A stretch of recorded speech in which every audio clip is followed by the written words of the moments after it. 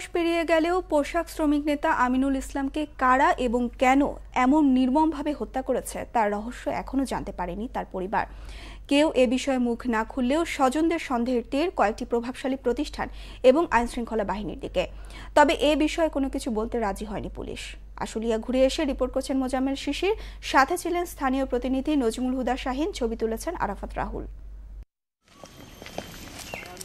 বাংলাদেশ ক্রীড়া সংস্থা পার হয়েই বারুইপাড়া, সেখান থেকে 2 কিলোমিটার পশ্চিমে সবুজ সুনিবিড় গ্রাম হিজলহাটি।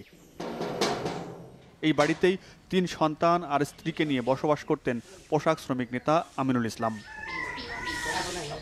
গত 4 এপ্রিল সাভার থেকে বাসায় ফেরার পথে তৃতীয়বারের মতো নিখোঁজ হন আমিনুল।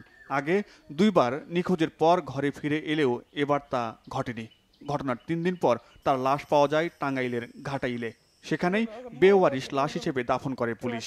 খবর পেয়ে 9 এপ্রিল পরিবারের লোকজন সে লাশ কবর থেকে উঠিয়ে এনে দ্বিতীয়বারের মতো আমিনুলকে দাফন করেন বাড়ির আঙিনায়।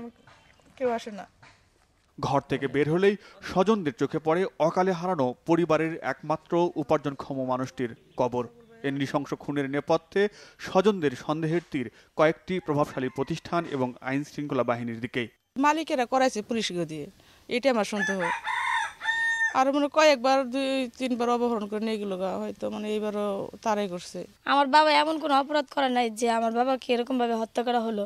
শ্রমিকদের ন্যায্য দাবি আদায়ের সংগ্রামে আপোষহীন আমিনুল ইসলাম ছিলেন শ্রমিকদের খুব প্রিয় একজন মানুষ, কিন্তু সেই সংগ্রামের মাসুল দিতে হচ্ছে আমিনুলের পরিবারকে।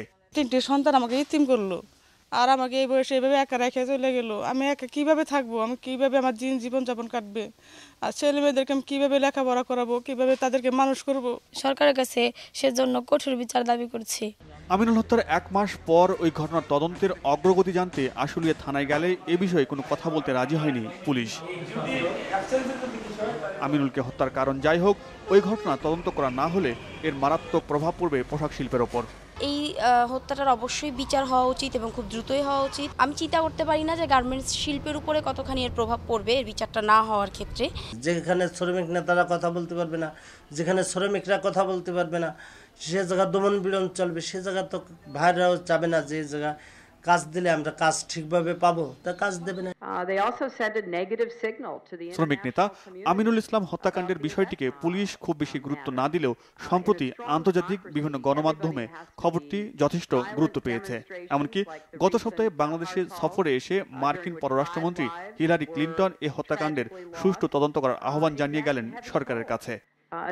মোজাম্মেল শিশির, বাংলা ভিশন, ঢাকা।